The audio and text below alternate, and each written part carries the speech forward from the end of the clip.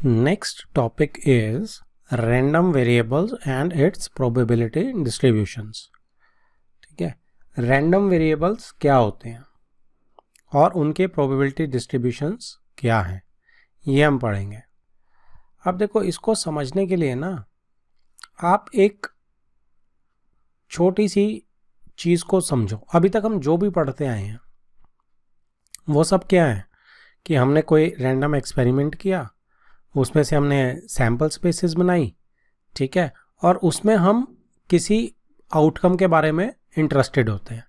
जैसे हमने head tales करी है तो हम हेड के बारे में इंटरेस्टेड हैं, टेल्स के बारे में इंटरेस्टेड हैं, 2 हेड्स करे हैं तो एटलीस्ट 2 टेल्स, मतलब कुछ भी हम इंटरेस्टेड है किसी पर्टिकुलर आउटकम के बारे में, है ना. तो अब वो आउटकम कैसे हो सकती है, वो आउटकम क्या हो सकती है. जैसे आप यहाँ देखो, फर्स्ट में बोल रहा है in tossing 2 dice we may be interested in sum of the numbers on the 2 dice. हम सम ऑफ द नंबर्स में इंटरेस्टेड है सपोज, तो मैं इसकी प्रोबेबिलिटी निकालूंगा कि मेरी इस आउटकम की प्रोबेबिलिटी क्या है ना. तो ये मेरा इवेंट हो जाएगा कि सम ऑफ नंबर्स जो है 2 डाइस पे क्या आ रहे हैं. लेकिन अगर मैं उसके साथ एक नंबर एसोसिएट कर दूं, ठीक है, कोई भी नंबर एसोसिएट कर दो, तो क्या होगा, उस नंबर की प्रोबेबिलिटी अलग हो जाएगी. ठीक है, जैसे सेकंड में आप देखो, in tossing a coin 50 times we want the number of heads obtained. कितने नंबर ऑफ हेड्स आए हैं, ठीक है, तो उस नंबर से हमें उस नंबर पे अब हमारा फोकस रहना चाहिए. जैसे आपके पास सिंपल 2 कॉइन्स पे बात करता हूँ, दोनों एग्जाम्पल से भी और हल्की एक चीज़ लेता हूँ. 2 कॉइन्स है मेरे पास, सैम्पल स्पेस बनाओ, HH, HT, TH and TT. अब मैं आपसे बात करता हूँ कि प्रोबेबिलिटी ऑफ हेड्स क्या है. तो प्रोबेबिलिटी छोड़ो, हेड्स का नंबर क्या, एसोसिएट करो आप, प्रोबेबिलिटी छोड़ दो अभी, leave heads, number of heads. मैं what I am talking about is number of heads. तो नंबर ऑफ हेड्स आप देखो क्या हो गया, इसमें 2 है, इसमें 1 है, इसमें 1 है, इसमें 0 है. तो नंबर ऑफ हेड्स क्या आ गया, 0 भी हो सकते हैं, 1 भी हो सकते हैं, 2 भी हो सकते हैं. तो ऐसा नंबर जो मेरे इवेंट के या आउटकम के साथ एसोसिएटेड है, इसको बोलते हैं हम रैंडम वेरिएबल.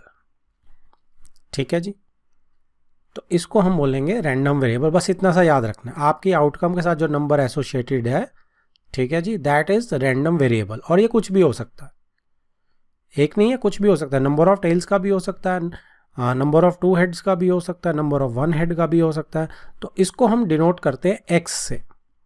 ठीक है, वेरिएबल है ना, तो x से डिनोट करते हैं. अब x क्या क्या वैल्यू ले सकता है 2 कॉइन्स के केस में, हेड्स जो हमने मांगा था नंबर ऑफ हेड्स में, तो 0 हेड भी हो सकते हैं, 1 भी हो सकता है, 2 भी हो सकता है. और जब आप इसी की प्रोबेबिलिटी निकालेंगे ना px की, तो वो प्रोबेबिलिटी डिस्ट्रीब्यूशन हो जाएगा. That would be probability distribution. अब px की प्रोबेबिलिटी क्या है, बड़ी सिंपल सी है. 2 हेड की प्रोबेबिलिटी क्या है, एक ही केस है ना, तो 1/4 है. इसकी कितनी है प्रोबेबिलिटी, 1 हेड की, 2 केसेस हैं तो 2/4 है. 2 टेल्स की प्रोबेबिलिटी कितनी है, इसमें क्या कहते हैं हेड्स की, इसमें प्रोबेबिलिटी 0 है, 0/4 है ना. तो यहाँ पे 0 हेड आने की प्रोबेबिलिटी कितनी हो गई आपकी, 0/4. 0 की भी आप 1/4 करेंगे, 0/4 नहीं, 0 वाला केस तो ऊपर ले ही लिया, मार्क कर दिया नंबर. ठीक है, प्रोबेबिलिटी कितनी है, कितने केसेस हैं ऐसे, एक ही केस ऐसा जिसमें 0 हेड्स हैं, तो 1/4. ठीक है, और 1 हेड आने की प्रोबेबिलिटी कितने केसेस में, उसकी प्रोबेबिलिटी क्या है, 2/4, 1/2 कर सकते हैं इसे. और 2 आने की प्रोबेबिलिटी कितने केसेस में है, 2 हेड आने की, 1/4. सबको ऐड करके हमेशा 1 आना चाहिए. ठीक है, प्रोबेबिलिटी डिस्ट्रीब्यूशन, ये px हो गया आपका, और ये प्रोबेबिलिटी, ये आपका x हो गया, सॉरी, राइट. तो ये है हमारा random variables and probability distributions का मोटा मोटा मतलब. Now see definition 4. A random variable is a real valued function whose domain is the sample space of a random experiment. 1 marker के लिए बहुत इंपॉर्टेंट हो जाती हैं ऐसी चीज़ें. रियल वैल्यूड फंक्शन है, रियल वैल्यूड फंक्शन मतलब जिसका y जो होता है वो रियल नंबर में आए. ठीक है, whose domain is sample space, domain क्या है, बिल्कुल सैम्पल स्पेस है, सैम्पल स्पेस में ही तो निकल के आता है सब कुछ, ठीक है। x जो है वो सैम्पल स्पेस में से ही निकल के आएगा। और फॉर रैंडम एक्सपेरिमेंट एक रैंडम वेरिएबल जिसकी वैल्यू जो है रियल नंबर में आएगी, 0 1 2 लिया था ना जैसे हमने, कहाँ से निकल के आएगी, डोमेन क्या है उसकी, सैम्पल स्पेस। अब उसने क्या बोला है, एक एग्जाम्पल की है कि 2 कॉइन्स हैं आपके, ये सैम्पल स्पेस आ गई उसकी, ठीक है जी। अब वो बोलता है if x denotes the number of heads, वही जो हमने ली थी। तो नंबर ऑफ हेड क्या आ सकते हैं, 2 हेड आ सकते हैं, 1 हेड आ सकता है इन 2 केसेस में, और 0 हेड्स आ सकते हैं, राइट। तो ये मेरे क्या हो जाएंगे, रैंडम वेरिएबल। तो क्या एक सैम्पल स्पेस पे एक ही, अगला क्वेश्चन ये है कि एक ही रैंडम वेरिएबल हो सकता है, नहीं, जितने मर्जी हो सकते हैं। आप इसमें नंबर ऑफ टेल्स का भी तो निकाल सकते हैं, कोई भी और निकाल सकते हैं। जैसे इसने नीचे y लिया, वो कह रहा है number of heads minus number of tails, तो आप ऐसा भी कर सकते हैं कि number of head minus number of tail, ठीक है। 2 माइनस 0 हो जाएगा, 2 आ गया, 1 माइनस 1 हो जाएगा, 0 आ गया, 1 माइनस 1 0, फिर ये भी 0 माइनस 2 आ गया, ठीक है ना। तो -2 भी आ सकता है, इस चीज़ से हमें क्लियर हो रहा है तभी, क्योंकि उसने क्या बोला था, रियल वैल्यूड फंक्शन है, तो नेगेटिव भी अलाउड है हमें, रैशनल नंबर्स भी अलाउड है हमें, ठीक है जी। Next is example 22। A person plays a game of tossing a coin thrice, तो 3 बार कॉइन को वो उछाल रहा है। For each head he is given ₹2, head आने पे उसे क्या मिलेगा, ₹2 मिलेंगे by the organiser of the game, and for each tail he has to give ₹1.50 to the organiser. तो अगर हेड आता है तो ऑर्गेनाइजर उसे ₹2 देगा, और अगर टेल आती है तो उसे ऑर्गेनाइजर को ₹1.50 देने होंगे। Let x denotes the amount gained और लॉस्ट बाय द पर्सन, तो यहाँ पे उसने रैंडम वेरिएबल दे दिया आपको कि क्या है वो, कि अमाउंट गेन्ड और लॉस्ट बाय द पर्सन है, ठीक है जी। Show that x is a random variable and exhibit it as a function on the sample space of the experiment. आपको बताना कि x जो है वो रैंडम वेरिएबल है और एग्जिबिट करता है कि एज अ फंक्शन जो है वो सैम्पल स्पेस के ऊपर। तो देखो इसमें क्या करेंगे, सैम्पल स्पेस आपने बना ली, ये सारी सैम्पल स्पेस है, ठीक है।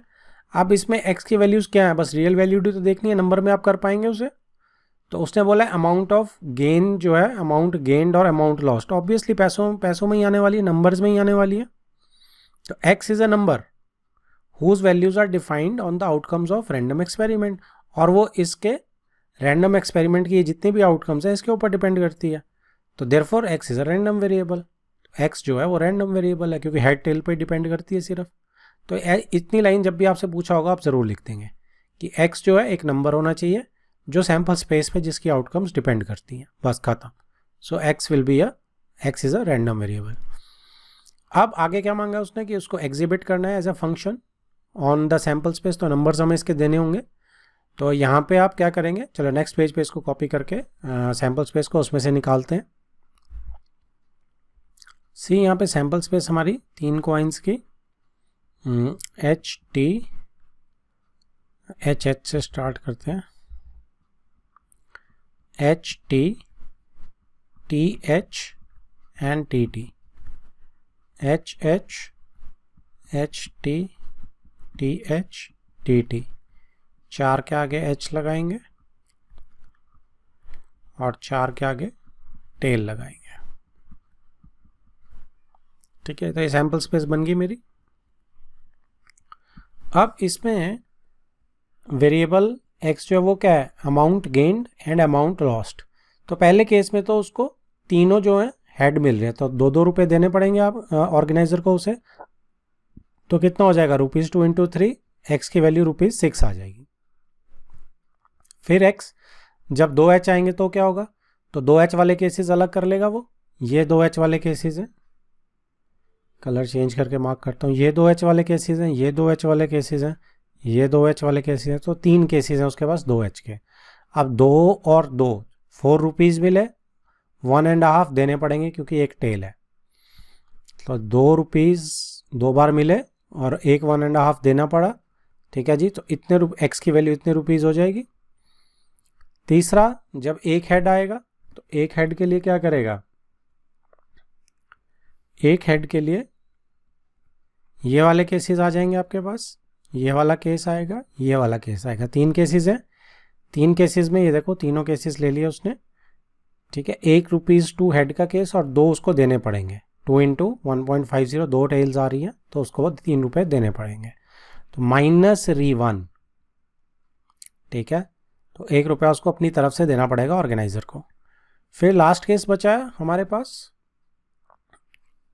टेल टेल टेल, तो टेल टेल टेल में आप क्या करेंगे, उसको तीनों ही देने पड़ेंगे 3 बार ₹1.5, तो -4.50, माइनस साइन दिखा रहा है कि हमें उसे देने पड़ेंगे। तो x की वैल्यूज़ क्या आ गई, बस आप उसको ऐसे करके लिख दीजिए। जब आपके ये जो -1, 2.50, -4.50 एंड 6 आ गई x की वैल्यूज़, एग्जिबिट कर दिया आपने। सैम्पल स्पेस के ऊपर कैसे करेंगे आप, ठीक है जी, तो हर एलिमेंट के ऊपर आप इसको ऐसे शो कर सकते हैं। Thus for each element of sample space, सारे एलिमेंट कवर हो गए ना देखो सैम्पल स्पेस के, x takes a unique value, x की ये वैल्यूज में से कुछ ना कुछ लगती रहेगी उसको, ठीक है। Hence x is a function on sample space whose range is this, x sample space में ये आएगा जिसकी रेंज ये आएगी, डोमेन ये है इसमें से निकल के आएगा, और रेंज आपकी ये आ गई x की जो वैल्यूज आएंगी, रियल वैल्यूड फंक्शन तभी इसे कहा जाता है। Next is example 23. A bag contains 2 white and 1 red balls. One ball is drawn at random and then put back in the box after noting its color. तो एक bag के अंदर 2 white और 1 रेड बॉल है, ठीक है जी। एक ball को आपने रैंडम ड्रॉ करा और उसके बाद वापस उसे डाल दिया उसका कलर नोट करके। The process is repeated again, तो फिर एक बार प्रोसेस को रिपीट किया गया। If x denotes the number of red balls, तो number of red balls, number associate कर दिया रेड बॉल्स का, तो ये हमारा क्या हो जाएगा, रैंडम वेरिएबल हो जाएगा। Recorded in 2 draws describe x, तो x को डिस्क्राइब करना है। अब देखो इस क्वेश्चन को ना मैं थोड़ा सा गलत मानता हूँ। गलत इन द सेंस क्यों मानता हूँ मैं, क्योंकि कहीं पे भी ना ये नहीं लिखा कि कलर्स जो है मतलब आप डिफ्रेंशिएट कर सकते हैं, रेड बॉल और रेड बॉल और 2 वाइट बॉल, और मतलब 2 वाइट में आप डिफरेंस कैसे पता पाओगे। तो इसने क्या किया है, इसने जो बोला ना, इसने 3 बॉल्स को देखो कैसे लिया है, इसने 3 बॉल्स को लिया W1 W2 R, वाइट 1 और वाइट 2 को डिफ्रेंशिएट कर सकते हैं। तो ऐसे जब करोगे ना तो क्वेश्चन चेंज हो जाता है, ठीक है। तो इसको आप याद रखना क्वेश्चन को कि इसने ऐसे किया, अदरवाइज क्या होता है वाइट 1 और वाइट 2 में कोई फर्क नहीं है, 2 वाइट है 1 रेड है, नॉर्मली हम ऐसे ही लेते हैं। तो इस क्वेश्चन को आपको याद रखना पड़ेगा। Then the sample space, sample space क्या बनी, अब सैम्पल स्पेस चेंज होगी टोटली, क्योंकि अगर 2 वाइट होती ना तो ये वाला रिपीट नहीं होता, ये सैम्पल, ये white 1 white 1, white 1 white 2, white 2 white 2 और वाइट 2 वाइट 1, ये सब सेम होते हैं, ये एक ही बार आता 2 वाइट। अब इसको लेने से क्या हुआ कि ये 4 सैम्पल स्पेसेस में आउटकम आ गई, सैम्पल स्पेस में 4 आउटकम आ गई। फिर ऐसे ही W1R या W2R, पहली वाइट दूसरी रेड, ये चारों केस तो पहली वाइट दूसरी वाइट, पहली वाइट फिर दूसरी वाइट, फिर दूसरी वाइट दूसरी वाइट, ठीक है। तो ऐसे बन गई है। अब इन सैम्पल स्पेसिस में पहला W1 निकली है, दूसरी बॉल रेड निकली है, इसमें W2 निकली है, फिर रेड निकली है। तो अगर W1 W2 सेम होता, हम डिफ्रेंशिएट नहीं कर सकते थे कलर, तो ये दोनों एक ही सैम्पल स्पेस होती, तो ये डिफरेंस पड़ जाता। चलो यानी कि इसने जैसे किया, पहली रेड दूसरी वाइट, पहली रेड दूसरी वाइट, दोनों रेड, ठीक है जी। तो ये आपकी सैम्पल स्पेस आ गई। अब हमारा x क्या है, नंबर ऑफ रेड बॉल्स, ठीक है। ओमेगा जो है ना आउटकम के लिए एक स्टैंडर्ड सा दे दिया जाता है, okay. Omega belongs to s मतलब सैम्पल स्पेस। तो अब आप खुद सोचो कितनी आपकी होने वाली है, या तो भाई 0 रेड बॉल आएगी, कोई रेड बॉल नहीं निकलने वाली, या 1 रेड बॉल निकलने वाली है, या 2 रेड बॉल निकलने वाली है, पता तो हमें पहले से ही है, ठीक है ना। तो अब 0 रेड बॉल वाले में सारे वाइट वाले केसेस ले लो, ये वाले कोई रेड बॉल नहीं आ रही इसके अंदर, यहाँ तक सॉरी, कितने केसेस हैं ऐसे, 4 केसेस हैं ऐसे जिसमें ये 0 रहेगी। तो ये देखो ये चारों केसेस ले लिए इसने, इसमें आपकी कोई रेड बॉल नहीं आने वाली, इनमें एक बार रेड बॉल आएगी इन 3 केसेस में। तो ये तीनों केसेस उसने शो कर दिए जिसमें एक रेड बॉल है, ठीक है। और उसके बाद क्या चीज़ आ गई, इसने 4 केसेस लिए हैं, तो ऊपर कम लिखा क्या इसने, या मैंने काउंट, हाँ 4 केसेस हैं, सॉरी 4 केसेस हैं, 3 नहीं है। इसके बाद 2 रेड बॉल वाला एक ही केस आएगा, इसमें आ गई। तो x, thus x is a random variable which can take value 0, 1 and और 2, कोई भी ले सकता है। डन। अब नेक्स्ट है probability distribution of random variable, यानी कि x तो हमें पता लग गया रैंडम वेरिएबल, अब उसकी प्रोबेबिलिटी निकालनी और उसका डिस्ट्रीब्यूशन लिखना, ठीक है। तो यहाँ पे एक उसने एग्जांपल लिया, उससे समझाया उसने। वो कहता है आपके पास 10 फैमिलीज हैं, ठीक है। अब वो फैमिलीज में क्या बोल रहा है वो, कि कितने मेंबर्स हैं, इतने इतने मेंबर्स हैं। फैमिली 1 में 3 हैं, फैमिली 2 में 4 है, ऐसे इतने मेंबर्स हैं हर फैमिली में। अब वो कहता है कि इसका प्रोबेबिलिटी डिस्ट्रीब्यूशन बनाते हैं, चलो। तो अब वो सिलेक्ट करता है कि एक बार फैमिली उठाई और उसके फैमिली मेंबर्स के जितने भी नंबर हैं उसे नोट कर दिया। तो नंबर ऑफ मेंबर्स अगर वो नोट कर रहा है तो x आ गया, मेरा नंबर जुड़ गया ना मेंबर्स के साथ, तो x मेरा क्या आ गया, फैमिली मेंबर्स में कितने नंबर हैं। अब आप इसमें देखेंगे उसने सबका x लिख लिया, फैमिली 1 में कितने नंबर हैं, 3 है, फैमिली 2 में कितने हैं, सबका इसने x लिख लिया, ठीक है। अब कितनी वैल्यू ले सकता है x, वो कहता है x जो है 2, 3, 4, 5 और 6, बस इतनी ही वैल्यू ले सकता है, इतने ही है, ठीक है, रिपीट हो रहे हैं बार बार। तो x की वैल्यूज आ गई। अब वो कहता है कि अब इसकी प्रोबेबिलिटी निकालते हैं।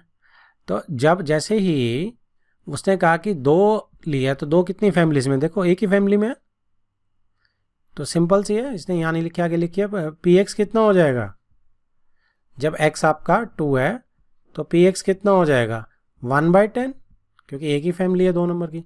3 वाली कितनी है 1, 2, 3, तो जब px जब आपका 3 होगा तो px कितना हो जाएगा 3/10 हो जाएगा, ठीक है। ऐसे 4 में भी 3 आ रही हैं, 5 में 2 आ रही हैं 2/10, 4 में 3/10 और 6 इज 1/10, राइट।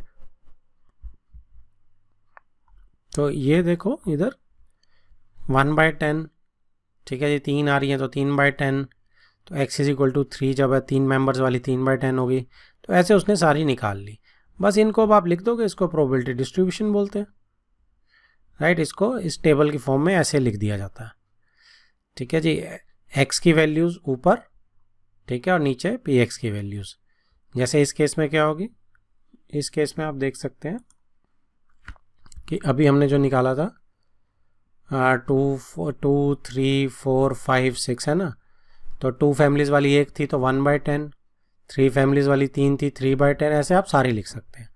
तो ये आपका x हो गया और ये आपके प्रोबेबिलिटी ऑफ x हो गई, राइट। इसको बोलते हैं प्रोबेबिलिटी डिस्ट्रीब्यूशन, ठीक है जी। तो जब आपकी उस रैंडम वेरिएबल के कॉरस्पॉन्डिंग प्रोबेबिलिटी लिखी जाए, तो डेफिनेशन देखो, in general probability distribution of random variable x is defined as follows, the probability distribution of random variable x is the system of numbers, जहाँ पे x आप डाल दोगे, ठीक है, ईच आउटकम ऊपर जो नंबर है वही नंबर होगा, ये x1, x2, xn तक, और उसकी रिस्पेक्टिव प्रोबेबिलिटी जो होगी उस रैंडम वेरिएबल की नीचे आ जाएगी, ठीक है जी। तो ये वो बोल रहा है p जो है हमेशा 0 से बड़ा रहेगा, ऑब्वियस सी बात है, प्रोबेबिलिटी 0 से बड़ी रहेगी। और जब आप इन सब का सम प्रोबेबिलिटीज़ का करोगे ना तो 1 रहेगी, ये इंपॉर्टेंट चीज़ है, सारी प्रोबेबिलिटीज़ का सम जो है 1 आना चाहिए। तो सिग्मा pi जो आएगा दैट इज़ 1 से n तक जब लेंगे तो वो 1 ही आएगा, right. Example 24, 2 cards are drawn successively with the replacement from a well shuffled deck of 52 cards, ठीक है। Find the probability distribution of the number of aces. तो आपको 2 कार्ड्स जो हैं वो निकाले गए हैं एक के बाद एक विद रिप्लेसमेंट, तो रिप्लेस कर दिया गया उन्हें, ठीक है जी। तो find the probability distribution of number of aces, तो नंबर ऑफ एसेस का बनाना है। तो यहाँ पे इसने इतना कुछ किया, मैं आपको शॉर्टकट में यहाँ देखते हैं कैसे बनता है। देखो नंबर ऑफ एसेस 2 कार्ड में क्या आ सकते हैं, या तो 0 कोई एस ना आए, या एक एस आए, या 2 एस आए, 2 कार्ड्स मैक्सिमम यही बनेगा। तो x मेरा यहाँ पे डिफाइन हो गया, राइट। अब दोनों कार्ड्स में मेरे एसेस नहीं आ रहे, तो एसेस जो सिर्फ 4 कार्ड्स में होते हैं, तो इसका px जो बनाऊंगा वो कैसा बनेगा, 0 वाले केस का जब मैं बनाऊंगा तो वो बनेगा मेरा कि पहला कार्ड निकाला तो 48/52, क्योंकि 48 में एस नहीं आता। अब मैंने रिप्लेस कर दिया वापस, तो दूसरा कार्ड भी 48/52 में से निकलेगा। तो आगे 0 की प्रोबेबिलिटी ये देखिए यहाँ पे 144/169। ऐसे ही एक एस की प्रोबेबिलिटी क्या आएगी, let me change the colour. एक एस की प्रोबेबिलिटी, अब अगर तो पहला एस हुआ तो पहला एस इज 4/52, दूसरा एस नहीं हुआ तो 48/52, क्योंकि रिप्लेस कर रहे हो तो 51 नहीं आएगा, नीचे रिप्लेसमेंट कर रहे हैं हम, प्लस पहला एस नहीं आया और हो गया ना ये, या तो ये केस बनेगा और 48/52 इंटू दूसरा एस आएगा तो 4/52। ये सारे को आप सॉल्व करेंगे तो आपकी प्रोबेबिलिटी आ जाएगी 1 की। दोनों एस आने की प्रोबेबिलिटी क्या है, दोनों एस आने की प्रोबेबिलिटी इज क्वाइट सिंपल। भाई पहला भी 4/52 में से आया, दूसरा भी 4/52 में से आया, ठीक है, दोनों एस आ गए, बस ये हमारी प्रोबेबिलिटी आ गई हमारी। अब डिस्ट्रीब्यूशन बना देंगे हम इसका, ठीक है। तो मैं अब आपको इसने जो जो लिखा वो बताता चलता हूँ आगे। सी वो कह रहा है the number of aces is random variable, let it be denoted by x, clearly x can take the value 0, 1, 2.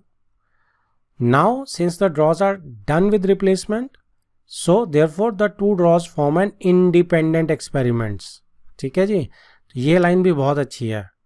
क्या है, क्योंकि हमने रिप्लेसमेंट कर रहे हैं ना, तो जो दो ड्रॉज हैं वो इंडिपेंडेंट एक्सपेरिमेंट्स हो गए। अब इस चीज़ को अगर आप और समझना चाहेंगे तो ये जो चीज़ है, क्योंकि मैं 2 एस निकाल रहा हूँ, तो मैं बेसिकली क्या निकाल रहा हूँ कि पहला एस गिवन दैट 2 एस इकट्ठे, तो क्या होगा, पहला एस दूसरा एस गिवन दैट कि पहला भी एस था, तो ये चीज़ क्या होगी, अब ये चीज़ पी ए के बराबर ही हो जाएगी, क्योंकि इंडिपेंडेंट इवेंट्स है, वापस रख रहे हैं ना हम, क्योंकि तो इसको ऐसे भी समझ सकते हैं। तो कोई चीज़ अगर हम रिप्लेसमेंट के साथ करें तो वो इंडिपेंडेंट एक्सपेरिमेंट होता है, ये भी हम एक छोटी सी चीज़ याद रख सकते हैं। ओके, तो आगे बढ़ते हैं। तो ये देखो P A into P A कर दिया हमने, ठीक है जी, probability of non S into probability of non S, 0 जब हम ले रहे हैं केस को कि कोई भी एस नहीं आ रहा। तो ये सॉल्व हमने देख लिया था, हमने इसको कर लिया था। नीचे अगर एक एस आ रहा है उसके नीचे तो x इज इक्वल टू 1 हो जाएगा। तो पहला एस दूसरा नॉन एस प्लस, या फिर और प्लस हो गया, जो पहला नॉन एस दूसरा एस, ये आ गई जी। फिर है हमारी p is equal to x is equal to, यानी दोनों एस, तो 4/52 फर्स्ट एस, 4/52 सेकेंड एस, ठीक है, आ गया। बस आप इसको ऐसे बना के लिख देंगे, x0, 1, 2 कॉरस्पॉन्डिंग प्रोबेबिलिटीज नीचे, आपका प्रोबेबिलिटी डिस्ट्रीब्यूशन तैयार है।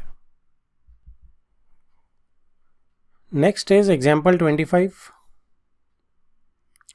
Find the probability distribution of number of doublets in 3 throws of a pair of dice. एक पेयर ऑफ डाइस है, उसकी 3 थ्रोज है, ठीक है जी। तो पेयर ऑफ डाइस की 1 थ्रो, 2 थ्रो, 3 थ्रो, ठीक है। तो डबलेट, अब डबलेट आने के कितने चांसेस हैं भाई, इसमें डबलेट आया बाकी 2 में नहीं आया, तो कहने का क्या मतलब हुआ कि अच्छा चलो पहले सबसे पहले 0 से स्टार्ट करते हैं, किसी में डबलेट ही नहीं आया, ये भी तो चांस है, तो 0 डबलेट आने के चांस है, ऐसे ही 1 में डबलेट आने का चांस है, ऐसे ही 2 डबलेट आने के चांस है, और ऐसे ही 3 डबलेट आने के चांस है। एक्स का आउटकम आ गया आपके, रैंडम वेरिएबल के साथ नंबर एसोसिएट हो गया, ठीक है जी। तो इसी को लेके आगे चलते हैं। तो ये आपका सोल्यूशन यहाँ स्टार्ट हो गया, ठीक है जी। 0, 1, 2, 3 जो हमने कहा था वही चीज़ आ गई है। अब आप इनकी प्रोबेबिलिटीज़ निकालेंगे। प्रोबेबिलिटीज़ कैसे निकालेंगे कि आपकी 0 के केस में क्या होगा, ठीक है। अब देखो इसमें आप क्या करेंगे कि 0 के केस में आपके पास कोई भी डबलेट नहीं आ रही, ठीक है, 3 केसेस हमने बनाए थे। अब डबलेट आने के चांसेस क्या है? डबलेट क्या होती है? 1 1 2 2 3 3 4 4 5 5 6 6, राइट। अब आपने क्या करा, आपके पास टोटल सैंपल स्पेस में तो 36 सैंपल स्पेसिस होते हैं, वो सैंपल पॉइंट्स होते हैं, आउटकम्स होती हैं। उसमें से डबलेट कितनी है? 6 आपके फेवर में है। तो डबलेट आने की प्रोबेबिलिटी क्या है? डबलेट आने की प्रोबेबिलिटी है 6/36, यानी कि 1/6। और डबलेट ना आने की प्रोबेबिलिटी क्या है?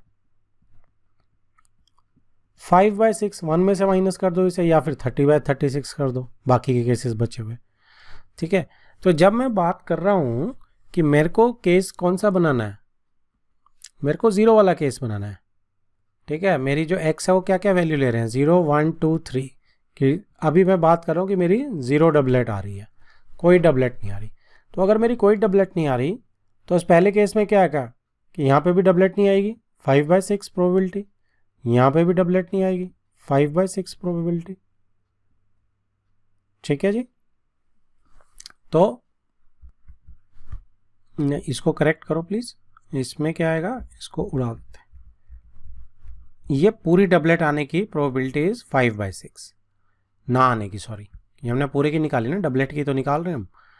इसकी डबलेट ना आने की प्रोबेबिलिटी 5/6, तीसरी बार डबलेट ना आने की प्रोबेबिलिटी 5/6, तीनों को मल्टीप्लाई कर दो तो यानी probability of not getting a doublet, ठीक है, 0 वाले केस में आपकी 5/6 इंटू 5/6 इंटू 5/6। ये आ गया जी आपका, कौन सा केस आ गया? ये आपका 0 वाला केस। अब एक बार डबलेट आने की प्रोबेबिलिटी क्या होगी? एक बार डबलेट आने की प्रोबेबिलिटी इज कि आपकी डबलेट यहाँ पे आ गई, सपोज तो 1/6 आ जाएगा यहाँ, और इन दो केसेस में 5/6 आ जाएगा कि डबलेट नहीं आ रही। लेकिन यहाँ पे भी तो आ सकती है डबलेट, बाकी दो में 5/6, तीसरे केस में यहाँ भी आ सकती है डबलेट। तो ये 3 केसेस बनेंगे। ठीक है, तो 1/6 पहली बार में डबलेट, बाकी 2 बार में नहीं डबलेट। सेकेंड बार में डबलेट, पहली और थर्ड बार में डबलेट नहीं। ऐसे ही थर्ड बार में डबलेट, पहली 2 बार में नहीं। सॉल्व कीजिए, 75/216 आ गया आपका। इसके बाद आप बात करेंगे जब 2 डबलेट्स आपकी आएंगी तो वो भी ऐसे ही रहेगा, सेम ही, कि 2 बार में तो आपकी 5/6 यूज हो जाएगी। 2 डबलेट आ गई, एक में आप 1/6 यूज कर लो। ठीक है, ऐसे ही 3 केस बनेंगे कि 2 5/6 और एक 1/6। तो ये भी आपका 2 5/6 हो रहे हैं और एक 1/6, ऑलमोस्ट सेम ही रहेगी, 75/216 ही आ जानी चाहिए। ठीक है, थर्ड बारी में आप देखेंगे कि क्या हो रहा है आपके साथ, कि यहाँ पे तीनों डबलेट हैं। तो तीनों डबलेट हैं तो 1/6 1/6 1/6, सिंपल। तो 1/216, तीनों 1/6 मल्टीप्लाई होंगे ना, क्योंकि सब जगह डबलेट आ रही है, तो एक ही केस बनेगा ये। तो इट इज 1/216। नाउ सी, ये प्रोबेबिलिटी ऑफ 2 डबलेट्स का डिफरेंट है। इसमें मैंने क्या बोला था कि 2 बार 1/6 है, वो 2 बार 5/6 था, ये 2 बार 1/6 है। मेरे उसमें बोलने में गलती हो गई। ठीक है, 2 बार नहीं आ रहा, 1 बार आ रहा है। 2 बार आ रहा है, सॉरी, 1 बार नहीं आ रहा। 2 बार आ रहा है, 1 बार नहीं आ रहा। 5/6 इसमें रोटेट करा है, तो answer is different, concept is same. तो यहाँ पे आपका ये प्रोबेबिलिटी डिस्ट्रीब्यूशन बन गया आपका। आप चेक कर सकते हैं, देखो इसने वेरीफाई किया है, 3 सबको इसने प्लस किया है, तो कितना आ रहा है? 216/2161। इसका मतलब बिल्कुल ठीक है ये, right. Next is example 26। Let x denote the number of hours you study during a randomly selected school day. The probability x can take value x has the following form. तो जो रैंडम वेरिएबल है उसकी जो values है वो ऐसे ले सकता है स्मॉल x में। तो ये यहाँ पे दिखाया उसने, दिया हुआ है, where k is some unknown constant, यहाँ पे k जो है अननोन कांस्टेंट है। तो प्रोबेबिलिटी ऑफ x, जब x 0 है तो 0.1 है। ये नीचे जो आप इसको ऐसे बना सकते हो, नीचे दिया हुआ है 0 जब x है तो 0 के सामने 0.1 है। 1 और 2 जब है तो kx है, तो 1 और 2 दोनों में आप क्या डाल सकते हैं? kx। लेकिन यहाँ पे x क्या है, जब x 1 होगा तो इस x की जगह 1 डल जाएगा तो k आ जाएगी, जब x 2 होगा तो इस x की जगह 2 डल जाएगा तो 2k हो जाएगी। ठीक है, तो 2 के नीचे 2k और 1 के नीचे k। जब 3 है तो यहाँ पे 3 डाल दो, 5 माइनस 3 2k हो जाएगा। जब 4 है तो 5 माइनस 4 1 हो जाएगा, 0 अदरवाइज, इस सब के अलावा 0 रहेगी। पहला है find the value of k। तो value of k is very easy, नीचे वाली सारी ऐड करके क्या आना चाहिए, 1 आना चाहिए। तो यहाँ से आपकी k की वैल्यू आ जाएगी। मैं इसको नीचे लेके चलता हूँ तो सी कि पहला पार्ट जो है find the value of k, ये आपने इस सबको ऐड करा, सिग्मा पी आई करा, 1 आ गया, इसको आपने सॉल्व कर दिया और k आपका 0.15 आ गया। ओके, तो ये k की वैल्यू आ गई। Next is what is the probability that you study at least 2 hours. आप कम से कम 2 घंटे पढ़ें, क्या प्रोबेबिलिटी है। ठीक है, एग्जैक्टली 2 आवर्स की क्या है, and last is at most 2 hours, कम से कम 2 घंटे, एग्जैक्टली 2 घंटे, और तीसरा पार्ट है एट मोस्ट 2 आवर्स, ज़्यादा से ज़्यादा 2 घंटे। तो जब आप एटलीस्ट 2 आवर्स की बात कर रहे हैं, मैं आप क्वेश्चन को नीचे कर देता हूँ। ठीक है, यहाँ तक चाहिए मुझे। चलो, अब वो कह रहा है कि अगर आप कम से कम एटलीस्ट 2 आवर्स पढ़ रहे हैं तो उसकी प्रोबेबिलिटी क्या होगी। अब एटलीस्ट 2 आवर्स में आप 2 भी पढ़ सकते हैं, 3 भी पढ़ सकते हैं और 4 घंटे भी पढ़ सकते हैं। ठीक है, तो आप इस सब की प्रोबेबिलिटीज़ को ऐड कर दो, ये आपकी प्रोबेबिलिटी हो जाएगी। तो x P x greater than equal to 2 is, तीनों की प्लस कर देंगे आप, x इज इक्वल टू 2 की, x is equal to 3 and x is equal to 4 की प्रोबेबिलिटी ऐड कर दिया। 2k 2k के 5k हो गया, k की वैल्यू आप ऊपर निकाल चुके हैं 0.15, राइट। तो आप मल्टीप्लाई करेंगे, आंसर इज देयर। नेक्स्ट जो है आपकी एग्जैक्टली 2 आवर्स में तो सिर्फ x इज इक्वल टू 2 वाली उठा लो, 2k, तो 2k उठा लिया आपने, तो 2 इंटू 0.5 इज 0.3। इसके बाद एट मोस्ट 2 आवर्स, तो एट मोस्ट 2 आवर्स में आप 0 को नहीं भी पढ़ते, 1 घंटा भी पढ़ते हैं, ज़्यादा से ज़्यादा 2 घंटे पढ़ते हैं, ये 3 केसेस। तो 0.1 प्लस k प्लस 2k। ठीक है जी, ऐड करेंगे, k की वैल्यू डालेंगे, answer is 0.55। Done. Next is mean of a random variable.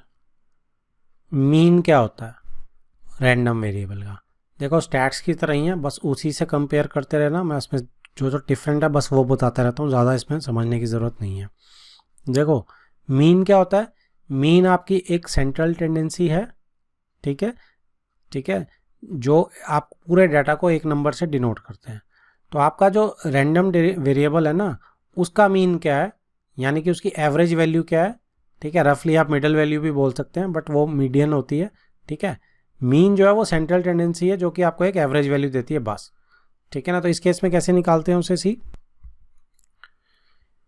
इसमें आप क्या करते हैं कि आप जो x का एक वो बनाते हैं प्रोबेबिलिटी डिस्ट्रीब्यूशन ग्राफ में, जैसे हम बनाते हैं, x का कॉलम होता है आपके पास यहाँ x1 x2 x3 टाइप का है ना, और फिर आपका नीचे px का कॉलम होता है। ठीक है, px1 px2 एंड इसकी कॉरस्पॉन्डिंग प्रोबेबिलिटीज होती हैं। तो आप क्या करते हैं कि x1 इंटू px1 कर देते हैं और x2 इंटू px3, और इन सबको फिर ऐड कर देते हैं। तो क्या बना आपके पास, x1 इंटू p1 लिख दूं शॉर्ट फॉर्म में, plus x2 into p2 plus x3 into p3, कहाँ तक, n तक चलेगा ये चीज़ आ गई। देखो इसको बोल देते हैं हम मीन।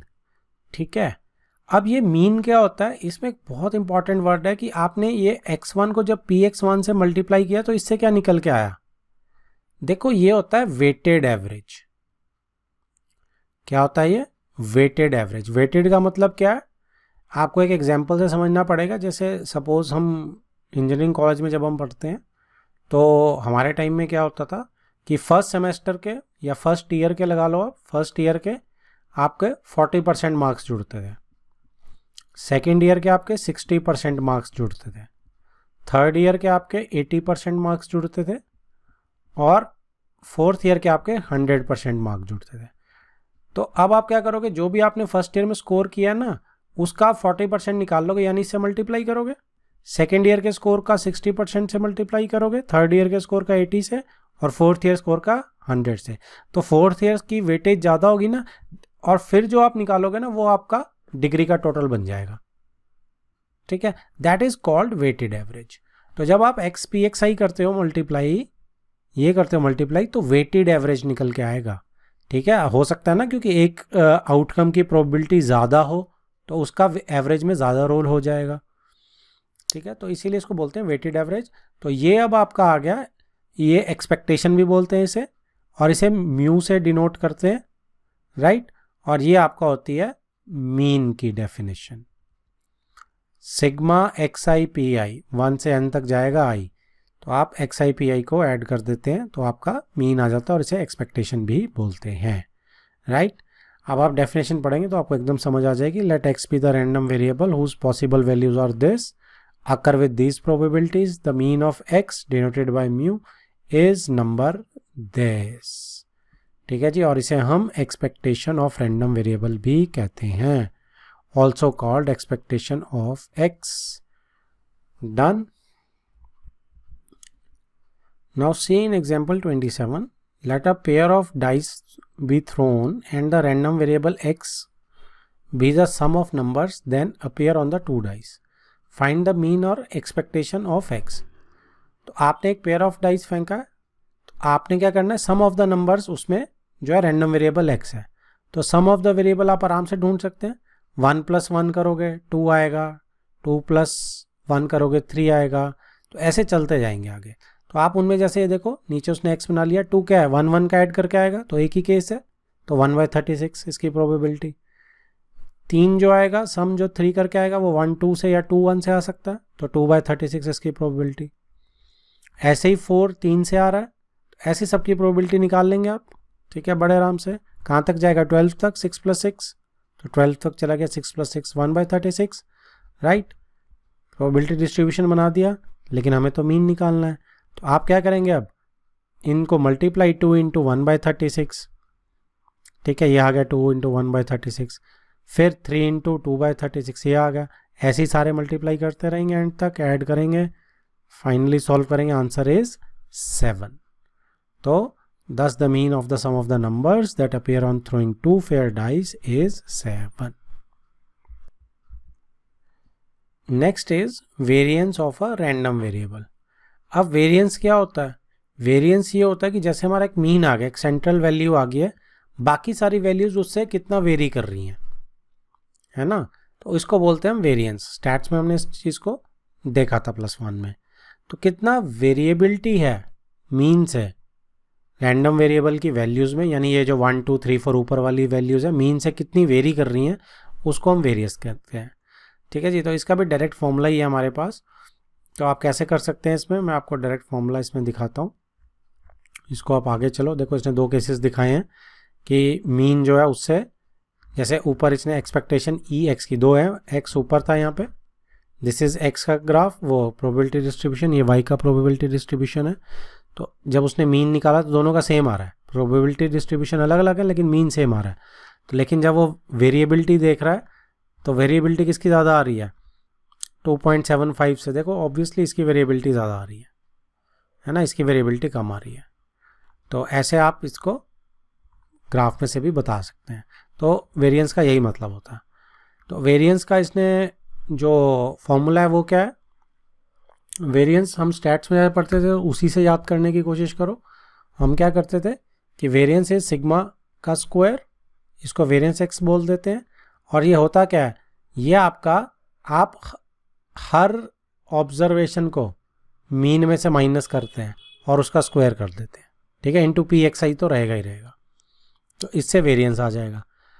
ठीक है जी, तो कितना हो जाएगा, आप हर ऑब्जर्वेशन में से मीन को माइनस कर देंगे और उसका नेगेटिव, क्योंकि नेगेटिव भी हो जाता है ना, उसको हटाने के लिए हम स्क्वायर कर देते हैं, और उसको जब हम पी एक्स आई से मल्टीप्लाई करेंगे और उसका सिग्मा कर देंगे तो ये क्या हो जाएगा, आपका वेरिएंस हो जाएगा।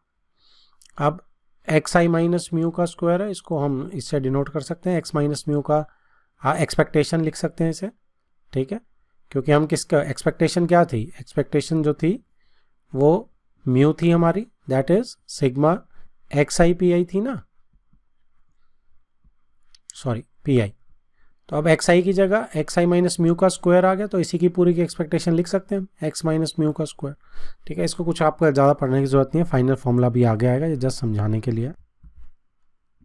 सी ये आपका आ गया नॉन नेगेटिव नंबर, है ना, और वेरिएंस की आप वो कर दोगे, क्यूब रूट कर दोगे, तो ये जो नॉन नेगेटिव नंबर आएगा इसको स्टैंडर्ड डेविएशन बोल देते हैं। स्टैट्स में भी ऐसा ही था, वेरिएंस का square root is standard deviation. See another formula, ये इंपॉर्टेंट है, इसका फाइनल फॉर्मूला याद करेंगे। उसने क्या किया, यहाँ पे इस फॉर्मूले को जो पीछे देखा था इसका स्क्वायर करके खोल दिया, फिर सिग्मा को डिस्ट्रीब्यूट कर दिया और पी एक्स आई को भी, तो पी एक्स आई यहाँ पर डिस्ट्रीब्यूट हो गया एक्स आई स्क्वायर के साथ, म्यू स्क्वायर के साथ पी एक्स आई और 2 म्यू ये सब पी एक्स आई। अब आप देखेंगे इसको एज इट इज छोड़ दिया, अब ये सिग्मा पी एक्स आई म्यू स्क्वायर तो कांस्टेंट है, सिग्मा पी एक्स आई हो जाएगा। अब सिग्मा पी एक्स आई और यहाँ पे क्या आ जाएगा 2 mu x I P X I, mu बाहर आते ही ये सब क्या बन गया, ये फिर से म्यू नहीं बन गया क्या, क्योंकि तो म्यू का ही फॉर्मूला है, एक्स आई को पी से करोगे आप मल्टीप्लाई तो और सिग्मा करोगे, तो ये भी mu into mu mu square हो गया, यहाँ म्यू स्क्वायर आ गया। ठीक है जी। अच्छा सिग्मा पी एक्स आई कितना होता है, 1 नहीं होता क्या, सारी प्रोबेबिलिटीज़ का सम, तो ये 1 हो गया, तो बेसिकली ये दो चीज़ें रह गई। अब इनको भी आप वो कर लोगे तो आपका ये फॉर्मूला बन जाएगा। अब आप क्या करेंगे, म्यू की जगह वापस उसकी वैल्यू डाल दो आप, क्या होती है sigma X I P I, ये फॉर्मूला इंपॉर्टेंट है, डायरेक्ट वेरिएंस निकालने का फॉर्मूला, ये सबसे फास्ट मेथड है, क्योंकि sigma X square P X I minus sigma X I P X I का स्क्वायर, ये स्टैट्स में भी ऐसा ही फॉर्मूला था वेरिएंस का। ठीक है, तो ये निकलता कैसे है, आप इसको एक्स की वैल्यूज़ यहाँ डाल देंगे, पी एक्स की वैल्यूज़ यहाँ डाल देंगे, ठीक है, तो एक्स आई पी एक्स आई ये चीज़ यहाँ से आ जाएगी, एक आप एक्स आई स्क्वायर का फॉर्मूला भी डाल देना, तो फिर पी एक्स और एक्स पी एक्स आई और एक्स स्क्वायर का इन दो को मल्टीप्लाई करके बड़े आराम से आ जाएगा और डायरेक्ट वेरिएंस फिर निकल जाता है इस फॉर्मूले से। शॉर्ट फॉर्म याद रखने की, expectation of x square minus E x का whole square, right. Now see example 28, find the variance of the number obtained on a throw of unbiased die. ठीक है, तो नंबर ऑब्टेन करने का वेरिएंस निकालना है मुझे, और नंबर तो कोई भी आ सकता है, तो एक्स जो होगा मेरा 1 2 3 4 5 6 सारा आ जाएगा। तो सैम्पल स्पेस क्या है मेरी, सैम्पल स्पेस भी वही है और एक्स भी यही है। ठीक है जी। अब सबकी क्या आएगी, सबकी 1/6 ही आएगी, ऑब्वियसली बात है, प्रोबेबिलिटी 1 की प्रोबेबिलिटी भी 1/6, 2 की भी, 3 की भी, 4 की भी, 5 की भी, 6 की भी। अब वेरिएंस निकालना है तो पहले x इंटू पी एक्स निकाल लो, तो x into P x expectation of x हो गई, निकाल लिया जी हमने सारा, 1 इंटू 1/6, 2 इंटू 1/6 सारे ऐड कर दें ऐसे करके, फिर x स्क्वायर कर दो, तो x का स्क्वायर यहीं कर दो ऊपर ये कॉलम बना के, और उसमें फिर 1/6 मल्टीप्लाई कर दो एक्स स्क्वायर के साथ और ऐड कर दो, तो एक्सपेक्टेशन ऑफ एक्स स्क्वायर आ गई। सिंपल फॉर्मूला लगाओ, E x square minus E x का whole square, answer is this, right. Clear है, सिंपल है। नेक्स्ट देखते हैं 29th, 2 cards are drawn simultaneously और सक्सेसिवली विदाउट रिप्लेसमेंट। अब रिप्लेसमेंट नहीं कर रहे हैं, एक साथ निकाल रहे हैं, तो इंडिपेंडेंट इवेंट्स नहीं हुए ये।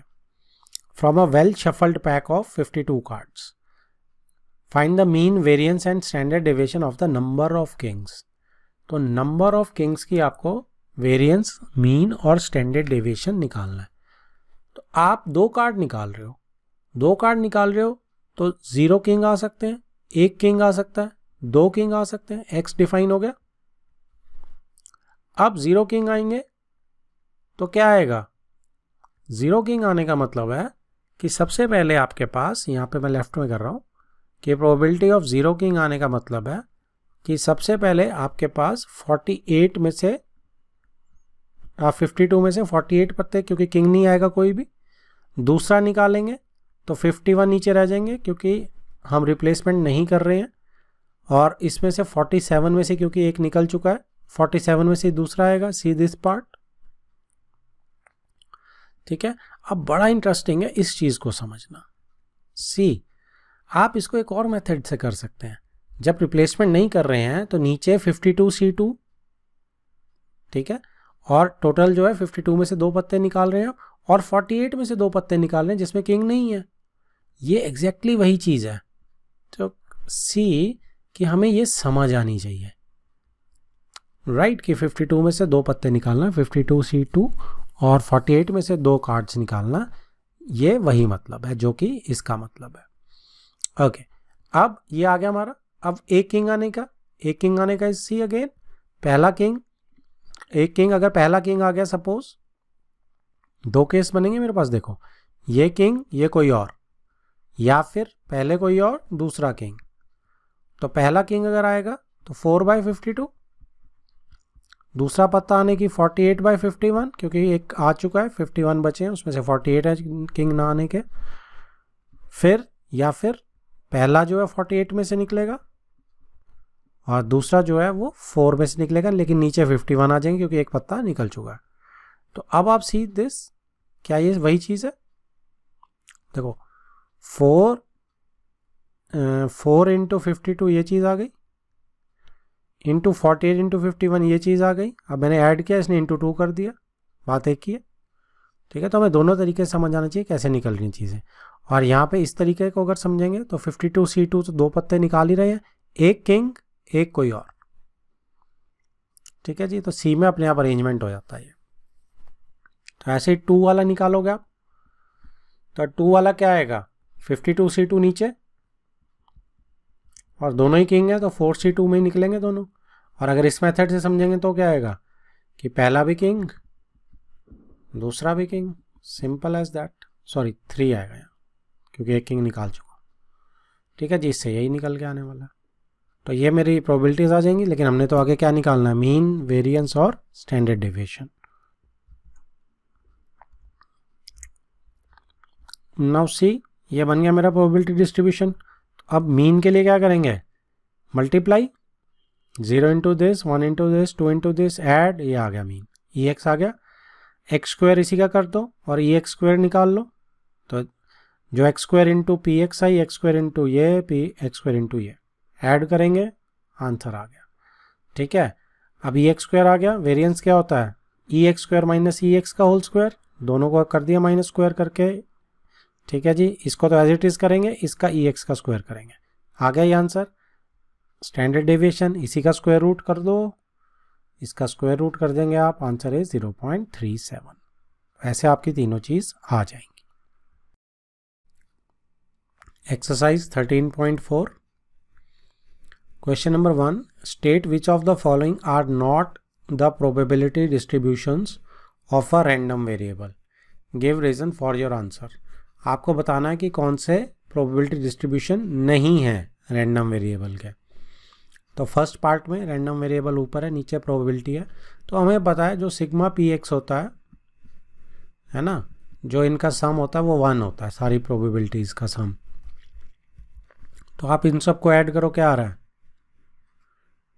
0.4 प्लस 0.4 आपका 0.8 आ रहा है, और प्लस 0.2 आपका ये 1 आ रहा है। तो दैट मीन्स ये आपका 1 आ गया। तो दैट मीन्स इट इज़ आपका बिल्कुल ठीक है, ये प्रोबेबिलिटी डिस्ट्रीब्यूशन है। सेकंड पार्ट में सी, इन सबको ऐड करोगे तो क्या आ रहा है, ऐड करने की ज़रूरत ही नहीं है। आपको पता है कोई भी प्रोबेबिलिटी नेगेटिव नहीं होती है। सो कोई भी प्रोबेबिलिटी आपकी PI जो आपका प्रोबेबिलिटी ऑफ XI करेंगे आप, ठीक है, it is greater than equal to 0। 0 भी नहीं हो सकती बेसिकली, उसका कुछ ना कुछ प्रोबेबिलिटी तो होनी चाहिए, इक्वल टू की भी ज़रूरत नहीं है, कुछ ना कुछ तो रैंडम वेरिएबल की प्रोबेबिलिटी होगी, राइट। तो इसलिए ये वाला आपका प्रोबेबिलिटी डिस्ट्रीब्यूशन नहीं है, ठीक है, it can't be negative. Third में इसमें आप देखो सारी पॉजिटिव हैं, तो इनको ऐड करो तो 0.9 आ रहा है, which is not equal to 0.1। So ये भी आपका प्रोबेबिलिटी डिस्ट्रीब्यूशन नहीं है। फोर्थ में आप देखिए सारे पॉजिटिव हैं, ऐड कर दो इनको, कितना आ रहा है ऐड करके, 0.3, 0.2, 0.5, 0.9, ये तो 1 से भी बड़ा आ रहा है, ग्रेटर देन 1 आ गया तो सो ये भी नहीं है प्रोबेबिलिटी, ठीक है। 1.05 आ रहा है ये, so it can not be greater than 1, so it is not the probability distribution of random variable. Next is question number 2, an urn contains 5 red and 2 black balls, ठीक है। एक अर्न में 5 रेड और 2 ब्लैक बॉल्स हैं। 2 balls are randomly drawn, तो 2 balls को randomly drawn किया गया है। Let x represent the number of black balls, तो जो रैंडम वेरिएबल है, ठीक है, एक्स डिनोट करेगा जिसे, वो नंबर ऑफ ब्लैक बॉल्स हैं। What are the possible values of x, आपको बतानी है क्या क्या वैल्यूज ले सकता है x. Is x a random variable, तो देखो एक्स क्या क्या वैल्यू ले सकता है भाई, या तो 0 ब्लैक बॉल आएंगी, या 1 ब्लैक बॉल आ सकती है, या दोनों की दोनों ब्लैक बॉल आ सकती हैं, ठीक है। Number of black balls, right. अब देखो ये x की पॉसिबल वैल्यूज हैं, बिल्कुल है। क्या रैंडम वेरिएबल है, क्योंकि 0 1 2 क्या है, रियल नंबर ही तो है ये, और ये सारी आपकी सैंपल स्पेस में से बड़े आराम से निकल जाएगी। So yes it is a random variable, तो यहाँ पे क्या आएगा, yes it is a random variable, क्योंकि इसकी सारी वैल्यूज जो है वो रियल नंबर है, ठीक है जी। और आपका ये सारा सैंपल स्पेस में से ही निकल के आ रहा है। तो बस इतना ही क्वेश्चन है, इतना ही छोड़ देंगे, कुछ आगे नहीं करेंगे। Next is question number 3, let x represent the difference between the number of heads and the number of tails. तो एक्स जो है वो डिफरेंस बता रहा है हेड्स और टेल्स के बीच में। Obtained when a coin is tossed 6 times, एक कॉइन को 6 टाइम्स टॉस किया गया। What are the possible values of x, तो एक्स की जो है पॉसिबल वैल्यूज क्या होंगी। तो ये देखो आप कि 6 बार मैंने कॉइन को टॉस किया, 3 4 5 6, ठीक है। अब डिफरेंस एक्स क्या है, x is difference between heads and tails, ठीक है। तो h माइनस टी या t माइनस एच का मॉड आप जो मर्जी कर लीजिए, ठीक है, वो आपका आ जाएगा ये। तो इसमें आप देखिए, अगर आपका सबसे पहले क्या पॉसिबिलिटी बनेगी कि आपका सारे हेड्स आ जाएं, ठीक है, ऑल हेड्स। तो ऑल हेड्स अगर आएंगे तो 6 हेड्स मतलब डिफरेंस कितना हो जाएगा, आपका डिफरेंस जो होगा 6 माइनस 0 हो जाएगा, तो 6 आ जाएगा, ठीक है। ये क्या हो गया, ऑल हेड्स वाला केस। अगर आपके पास 5 हेड्स आएंगे फिर क्या होगा, इससे अगला केस जो बनेगा, तो उसमें आपका 5 हेड्स आ जाएंगे, एक टेल आएगा, तो कितने आ जाएगा, 4 आ जाएगा। एक्स की वैल्यू ये है, सिर्फ ऊपर मैं जस्ट आपको शो कर रहा हूँ। इसके बाद 4 हेड्स अगर आएंगे तो 2 टेल्स आएंगी, तो 4 माइनस 2 कितना हो जाएगा, 2 हो जाएगा। फिर 3 हेड्स 3 टेल्स, तो 3 माइनस 3 0 हो जाएगा। फिर आगे 2 हेड्स आएंगे 4 टेल्स आएंगे, तो सेम केस ही आ जाएगा। उसके बाद अगर 2 हेड्स और 4 टेल्स आएंगी तो भी सेम केस हो जाएगा, ठीक है। 1 हेड 5 टेल्स आएंगी तो भी सेम केस हो जाएगा, ठीक है। डिफरेंस जो है वो 4 ही रहेगा। सो एक्स की मेरी पॉसिबल वैल्यूज़ क्या आएगी, और यहाँ पे एक केस और है कि अगर ऑल टेल्स आएगी तो भी यही केस रहेगा। तो एक्स की पॉसिबल वैल्यूज़ क्या आ गई, 6 4 2 0। तो ये उसने पूछा था कि पॉसिबल वैल्यूज़ क्या ले सकता है रैंडम वेरिएबल, तो वो ये ले सकता है 6 4 2 and 0। Next is question number 4, find the probability distribution of first number of heads in 2 tosses of a coin, ठीक है। आपने नंबर ऑफ हेड्स बताने हैं कि 2 टॉसेज ऑफ कॉइन में क्या आएंगे। तो 2 टॉसेज ऑफ कॉइन में आप देखो, अगर हम सैम्पल स्पेस बनाएंगे तो head head, head tail, tail head, या फिर टेल टेल। तो अब इसमें नंबर ऑफ हेड्स आपको रैंडम वेरिएबल दे दूं, मैं इसको x बोल दूं नंबर ऑफ हेड्स को, तो रैंडम वेरिएबल जब ये हो जाएगा तो कितने आ सकते हैं, क्या क्या वैल्यूज़ ले सकता है ये, ऑल पॉसिबल वैल्यूज़। भाई 2 टॉसेस ऑफ कॉइन में एक भी हेड ना आए, एक हेड आए, दोनों हेड आ जाए, ठीक है। तो number of heads is this. अब इनकी प्रोबेबिलिटी, अब 0 केसेस किस किस में आ रहे हैं, इसी में ही आ रहे हैं सिर्फ। कितनी हुई, 1/4 होगी प्रोबेबिलिटी। 1 केस किस में आ रहा है, इन दोनों में एक हेड आ रहा है, 2/4 होगी प्रोबेबिलिटी। और 2 हेड्स किस में आ रहे हैं, एक ही केस में, 1/4। एड अप करके देखो 4/4 1 बन रहा है, बिल्कुल ठीक है। बस इसको लोअर फॉर्म में आप क्या कहते हैं कन्वर्ट कर सकते हो, अगर करना चाहो तो ये 1/2 हो जाएगा, ठीक है। ये आपका प्रोबेबिलिटी डिस्ट्रीब्यूशन टेबल बन गया जी। इसको प्रॉपर ऐसे लाइंस लगा देना, ठीक है, काम आपका हो गया। Next is second part, the number of tails in the simultaneous tosses of 3 coins. अब 3 कॉइन्स कर दिए गए हैं, तो सैंपल स्पेस कितनी होगी, हेड टेल, हेड हेड से स्टार्ट कर लेते हैं, okay, tail head, head head, right. फिर उसके बाद आपकी दोबारा से यही 4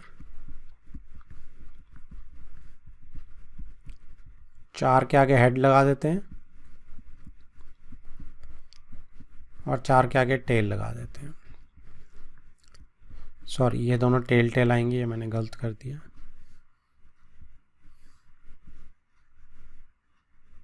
ये दोनों भी टेल टेल आएंगे, ओके। तो यहाँ पे भी मैंने गलत कर दिया, क्या हो गया मुझे, यहाँ पे भी तो टेल टेल आएगा,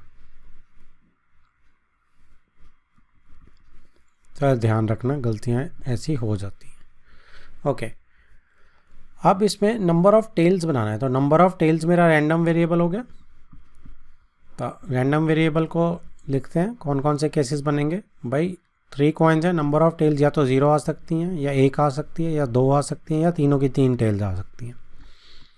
probability distribution, number of tails का, 0 वाले केसेस कौन से टेल्स के, ये वाला, ठीक है, कलर चेंज कर लेता हूँ, ये वाला आपका 0 केसेस वाला, और तो कोई नहीं है 0 केसेस वाला, तो 1/8। 1 टेल वाला केस, तो 1 टेल वाला केस कौन सा है, ये हो गया जी, ये हो गया, ये वाला हो गया, बस यही है। तो आपने प्रॉपर तीनों लिख देने और उसकी प्रोबेबिलिटी फिर शो कर देनी इंग्लिश में प्रॉपर लिख के। 3/8 हो गया। 2 टेल्स वाला केस आपका ये है, ये है, ये है, 3/8। 3 टेल्स वाला केस यही अकेला, 1/8, ठीक है जी। तो ऐड करके देख लो, 3 3 6 + 2 8/8 केसेस आ गए। वैसे भी टिक मार के देख रहे हो, सारे केसेस हमने ले लिए हैं। तो ये प्रोबेबिलिटी डिस्ट्रीब्यूशन ग्राफ आपका टेबल बन गया आपका। Next is third part, number of heads in 4 tosses of coin. अब 4 टॉसेस कर दी हैं उसने, ठीक है। तो आप 4 वाली बना सकते हो, 3 की डबल हो जाएगी, जो 3 कॉइन्स की 8 होती है, इसकी 2⁴ यानी कि 16 होती हैं, ठीक है। देखते हैं क्या हम बिना सैम्पल स्पेस बनाए कर सकते हैं, अदरवाइज हम सैम्पल स्पेस बना लेंगे, ओके। तो अब इसमें number of heads x should be very clear. ये मेरा जो रैंडम वेरिएबल x है, नंबर ऑफ हेड्स का 0 आ सकता है, 1 आ सकता है, 2 हेड्स आ सकते हैं, 3 हेड्स आ सकते हैं, और अब तो 4 हेड्स भी आ सकते हैं। तो कितने केसेस बनेंगे जब 0 हेड है? अब 0 हेड का तो एक ही केस बनेगा जिसमें सारे टेल्स होंगे, तो 1/16 आ जाएगी इसकी प्रोबेबिलिटी, ठीक है। 1 हेड वाले कितने केसेस बनेंगे? अब 1 हेड वाले केसेस अगर मैं परम्यूटेशन से ट्राई करूँ तो क्या मैं निकाल पाऊँगा? देखो ना, यहाँ कर लेते हैं, 1 2 3 4। अब 1 हेड आया है, ठीक है।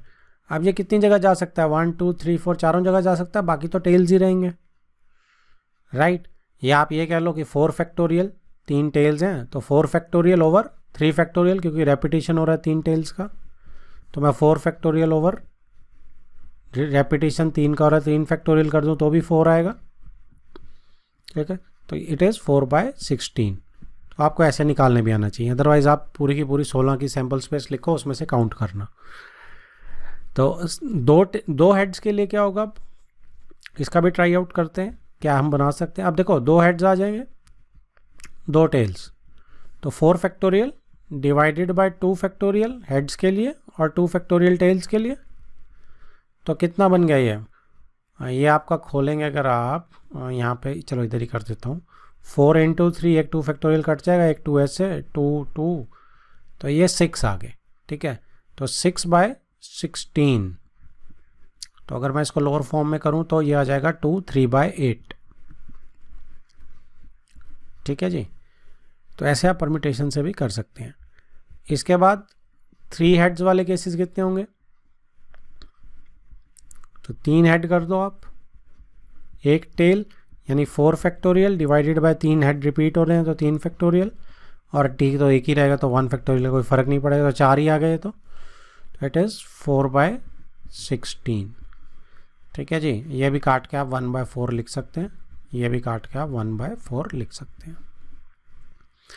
नाउ फोर्थ आपका क्या बनेगा, 4 हेड्स, तो 4 हेड्स तो एक ही केस में आएंगे, लास्ट वाले में बन गया जी आपका प्रोबेबिलिटी डिस्ट्रीब्यूशन। तो आपके पास कई टेक्निक्स होती हैं करने के लिए, आप इसको ऐसे भी कर सकते हैं, और परम्यूटेशन से आप ट्राई करेंगे तो good one. Next is 5th question, find the probability distribution of the number of successes in 2 tosses of a die. एक डाइस है जिसका हमने 2 टॉस किए हैं, तो probability distribution of number of success किस चीज़ की, अभी देखते हैं। Where a success is defined as, first part में सक्सेस जो है वो क्या है, नंबर ग्रेटर देन 4। अब आपने 2 डाई को टॉस किया है, ठीक है, नंबर ग्रेटर देन 4। अब नंबर ग्रेटर देन 4 की सक्सेस क्या है भाई, नंबर ग्रेटर देन 4 एक डाई पे भी आ सकता है, किसी पे भी नहीं आ सकता, और दोनों पे भी आ सकता है। तो x जो है वो मेरा यही बन जाएगा, नंबर ग्रेटर देन 4। ठीक है, रैंडम वेरिएबल बन गया ये। तो अब इसकी वैल्यूज़ क्या है कि एक भी डाई पे नहीं आया ग्रेटर देन 4, एक डाई पे आ गया, 2 डाई पे आ गया, दोनों पे मेरा ग्रेटर देन 4 आ रहा है। तो मेरी वैल्यूज़ फिक्स हो गई हैं रैंडम वेरिएबल की। अब इनकी प्रोबेबिलिटी निकालते हैं। ठीक है, जब दोनों पे ग्रेटर देन 4 नहीं आ रहा है, ठीक है, तो कौन सा नंबर आएगा, ग्रेटर देन 4 में 5 और 6 अलाउड है सिर्फ, तो 4 1 2 3 4 यहाँ आ सकते हैं। ठीक है जी, और 4 ही यहाँ आ सकते हैं, तो यानी 4/6 प्रोबेबिलिटी यहाँ है और 4/6 प्रोबेबिलिटी यहाँ है। ठीक है, दोनों पे ही ऐसे नंबर आपके छोटे छोटे आएंगे, राइट। तो ये आपका आ जाएगा, जब आप इसको इनटू करेंगे तो ये आपका आ गया 16/36, और 4 से आप कैंसिल आउट करते हो तो 4/9 आ गया। तो 4/9 इसकी प्रोबेबिलिटी होगी कि दोनों ही थ्रोज में आपके पास नहीं आया ग्रेटर देन 4 नंबर। एक केस में जब आएगा, एक वाले केस की बात कर रहे हैं, तो एक वाले केस में आपका इस पे अगर ग्रेटर देन, फर्स्ट वाले पे ग्रेटर देन 4 आया, देखो इसमें 2 केस बनेंगे। या तो आपका फर्स्ट वाले पे ग्रेटर देन 4 आया तो मतलब 5 और 6 आ सकता है, तो 5 और 6 आपके 2 नंबर आ सकते हैं 6 में से। ठीक है जी, दूसरे पे नहीं आया, वापस से 4/6 1 2 3 4 में से कोई नंबर आ गया, और प्लस यहाँ पे आपका पहले में थ्रो पे नहीं आया और दूसरे पे आ गया। ठीक है, तो अब इसको हम कैलकुलेट करेंगे तो क्या आ जाएगा आपका, ये आ गया आपका 2 × 4 8/6 प्लस 8/6, यानी कि 16/6, ये तो बड़ी होगी, अच्छा सॉरी 36, नीचे 6 × 6 मल्टीप्लाई हो रहा है, तो 16/36, तो ये 4 से करेंगे तो 4/9 आ गई ये भी। अब बची जी हमारी तीसरी प्रोबेबिलिटी। तीसरी प्रोबेबिलिटी में है कि हमारे दोनों में क्या आना चाहिए, नंबर ग्रेटर देन 4। तो अगर दोनों में नंबर ग्रेटर देन 4 आएगा तो यानी कि 5 और 6 आएगा, मतलब 2 मेरे फेवर में है, इनटू दूसरे पे भी यही आएगा। अब इसमें तो और का मतलब ही नहीं है, दोनों वही हैं, तो ये कितना आ गया 4/10 36, तो ये 1/9 आ गया। एडअप करके देख लो, 4 + 4 8 + 1 9/9 1 आता है, बिल्कुल ठीक है हमारा काम। तो ये मेरा प्रोबेबिलिटी डिस्ट्रीब्यूशन ग्राफ आ गया नंबर ग्रेटर देन 4 का। Next is second part. इसमें फर्स्ट पार्ट में क्या था, सक्सेस बतानी थी हमें ना, रैंडम वेरिएबल हम सक्सेस ले रहे थे किस चीज़ की, 2 डाई की थ्रो में।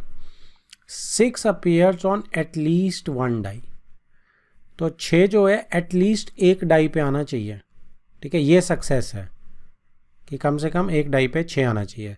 तो x अगर ये ले लिया मैंने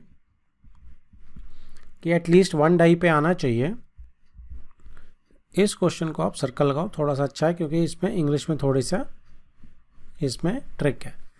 एटलीस्ट 1 डाई, अब क्या हो रहा है कि आपके किसी एक भी डाई पे 6 नहीं आ रहा, 0 केस हो गए वो, एक डाई पे 6 आ रहा है, 2 डाई पे 6 आ रहा है, ठीक है। अब जब आप इसकी प्रोबेबिलिटी लगाएंगे तो अगर एक डाई पे 2 डाई है, एक डाई पे 6, किसी भी डाई पे 6 नहीं आ रहा, 6 आने की प्रोबेबिलिटी क्या है, 6 आने की प्रोबेबिलिटी 1/6 है, और 6 ना आने की प्रोबेबिलिटी 5 नंबर है मेरे पास, 5/6 है। तो जब किसी पे नहीं आ रहा तो 5/6, ठीक है, कितना हो गया 25/36। तो ना आने की प्रोबेबिलिटी क्या है किसी भी डाई पे, 25/36। ओके, अगला है कि एक डाई पे आ जाए 6, तो भाई एक डाई पे अगर 6 आएगा तो पहले पे भी आ सकता है, दूसरे पे ना आए, या फिर पहले पे ना आए दूसरे पे आ जाए। तो पहले पे आने की प्रोबेबिलिटी 6 1/6 है, ना आने की प्रोबेबिलिटी 5/6 है, प्लस आने की प्रोबेबिलिटी, ना आने की सॉरी, पहले में नहीं आया दूसरे पे आया, दोनों केसेस में एक ही है ना। तो ये कितना हो गया 5/36 प्लस 5/36, यानी कि 10/36। इसको भी एज इट इज रख लेते हैं। इसके बाद सेकंड जो है आपका कि भाई आपके दोनों डाई पे 6 आ रहा है, तो दोनों डाई पे 6 आ रहा है, तो 1/6 और 1/6 यानी 1/36। तो देखो 25 + 10 35 + 1 36, 36/36 सम आपका 1 बन रहा है, तो ये तो है बिल्कुल ठीक। लेकिन मैं इसको ऐसे नहीं लिख सकता। क्यों नहीं लिख सकता? क्योंकि उसने सक्सेस क्या बोला है, सक्सेस इज एटलीस्ट 1 डाई, कम से कम एक डाई पे 6 आना चाहिए, ठीक है। तो कम से कम एक डाई पे 6 आए या दोनों पे आए, दोनों सक्सेस में ही आएगा, तो इन दोनों को कंबाइन कर दो, ठीक है। एक्स वैल्यू क्या ले सकता है, ठीक है जी, एक्स वैल्यू सिर्फ 0 या तो नहीं आ रहा, या एक और दो, दोनों एक ही डालोगे, एटलीस्ट एक ही चीज़ आ रही है वो, ठीक है। तो यहाँ पे जो प्रोबेबिलिटी एक्स की है वो 25/36 नहीं आ रही, और एटलीस्ट एक पे आ रही है या 2 पे आ रही है, तो उसकी प्रोबेबिलिटी 11/36 हो जाएगी, राइट। तो ये बनेगा जी इसका आपका probability distribution.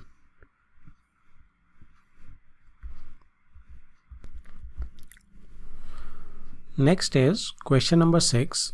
From a lot of 30 bulbs which include 6 defectives, a sample of 4 bulbs is drawn at random with replacement. तो वापस से रिप्लेसमेंट कर रहे हैं हम, ठीक है। सो 30 बल्ब्स है मेरे पास जिसमें 6 डिफेक्टिव हैं, तो 24 इसमें ठीक है, और 6 जो है इसमें डिफेक्टिव है। Find the probability distribution of the number of defective bulbs. तो आपने सैंपल कितने बल्ब्स का लिया है, 4 बल्ब्स का लिया है। तो अगर हम इसमें वो लें रैंडम वेरिएबल, तो रैंडम वेरिएबल क्या है, रैंडम वेरिएबल इज कि आपके 0 बल्ब खराब हो सकते हैं, डिफेक्टिव बल्ब, ठीक है। X is number of defective bulb, तो 0 हो सकते हैं, 1 हो सकता है, 2 हो सकते हैं, 3 हो सकते हैं, और इवन 4 हो सकते हैं, ठीक है। मेरे सारे डिफेक्टिव बल्ब हो सकते हैं, चारों के चार। तो अगर मेरा एक भी बल्ब डिफेक्टिव नहीं है, तो मेरे सारे ठीक बल्ब में से आना चाहिए कि नहीं आना चाहिए? तो ठीक बल्ब में से आने की, अच्छा प्रोबेबिलिटी ऑफ राइट बल्ब कितना है? प्रोबेबिलिटी ऑफ डिफेक्टिव बल्ब कितनी है? 6/30। और probability of not defective bulb कितनी है? 24/30। यानी कि ये 1/5 होगी और ये 4/5 होगी। ठीक है जी, तो प्रोबेबिलिटी ऑफ डिफेक्टिव बल्ब आपकी 1/5 होगी, इससे बड़ी हेल्प हो जाएगी हमें। और नॉट डिफेक्टिव बल्ब की प्रोबेबिलिटी 4/5 हो जाएगी। ओके, अब प्रोबेबिलिटी कि कोई भी मेरा बल्ब जो है वो डिफेक्टिव नहीं है, तो सारे मेरे नहीं हैं डिफेक्टिव, चारों के चार। ठीक है जी, रिप्लेस वापस हमने कर ही देने हैं, तो इसकी प्रोबेबिलिटी क्या हो जाएगी? 4/5 इंटू 4/5 इंटू 4/5 है ना। तो x0 के केस में 4/5 प्रोबेबिलिटी इंटू 4/5 इंटू 4/5 इंटू 4/5, तो आप इसको मल्टीप्लाई कर लेंगे तो ये आपका आ जाएगा प्रोबेबिलिटी ऑफ x इज 256/625। ठीक है ना, 4 की पावर 4 इज 256 एंड 5 की पावर 4 इज 625। अब अगला आता है मेरे पास केस कि एक डिफेक्टिव बल्ब है। अब एक डिफेक्टिव बल्ब को आप कैसे हैंडल करेंगे? भाई एक डिफेक्टिव बल्ब है तो अब फर्स्ट प्लेस में अगर डिफेक्टिव आ गया बल्ब 1/5, ठीक है, बाकी नॉट डिफेक्टिव है बल्ब। अब ये 1/5 यहाँ भी हो सकता है, दूसरा बल्ब भी हो सकता है, तीसरा बल्ब भी हो सकता है, चौथा बल्ब भी हो सकता है, तो ये प्लस 3 बार होगा, तो दैट मीन्स आप इसे इंटू 3 कर दो। ठीक है ना, 1/5 यहाँ भी आ सकता है या इंटू, आप सिंपल सी बात है कि अगर आप इसकी क्या करेंगे, परमिटेशंस करेंगे तो क्या करेंगे, 4 फैक्टोरियल ओवर कितना रेपिटेशन है, 3 है, 3 फैक्टोरियल से डिवाइड। ठीक है, तो ये आपका क्या आ जाएगा, ये आपके केस इंटू 4 करना था, सॉरी हमने 3 किया था, 3 बार और ऐड होता तो 4 से मल्टीप्लाई होता, तो 4 फैक्टोरियल ओवर 3 फैक्टोरियल से देखो हमारी वो एरर ठीक हो गया, राइट। तो ये आपका सॉल्व करके कितना आ जाएगा, ये आपका आ जाएगा, ये भी 256 ओवर 625 आ जाएगा। अब इससे अगला केस देखते हैं। इससे अगला केस क्या है आपका कि दो आपके जो हैं वो डिफेक्टिव होंगे। जब दो आपके डिफेक्टिव होंगे तो सपोज पहले दो डिफेक्टिव हैं, बाद वाले ठीक हैं दो। ठीक है, अब ऐसे कितने केस बनेंगे भाई, 4 फैक्टोरियल परम्यूटेशंस इनकी, और 2 फैक्टोरियल दोनों को डिवाइड कर दो आप। ठीक है जी, तो ये आपका आ जाएगा 96/625। इसके बाद अब आपके 3 डिफेक्टिव,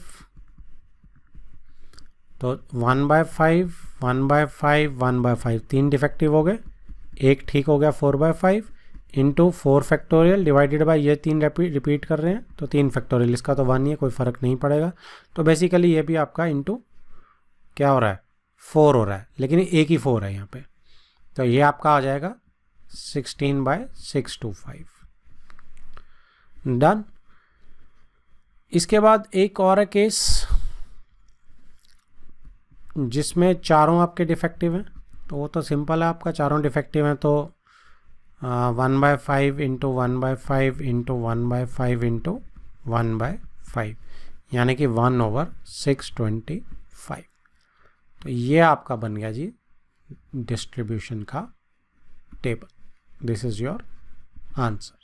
अच्छा क्वेश्चन था ये, इसको आप सर्कल लगा सकते हैं, good one. Next is question number 7। A coin is biased so that the head is 3 times as likely to occur as tail। ठीक है जी, एक कॉइन है तो कॉइन को ऐसे बाइसिंग कर दी गई है, ठीक है, कि हेड जो है उसमें 3 टाइम्स आ रहा है। ठीक है। तो मतलब कि इसमें जो है हेड अगर 3 टाइम्स आ रहा है तो एक टाइम मतलब हेड आ रहा है, आप ये इसको लगा सकते हैं कि 3/4 टाइम्स जो है आपका हेड आ रहा है।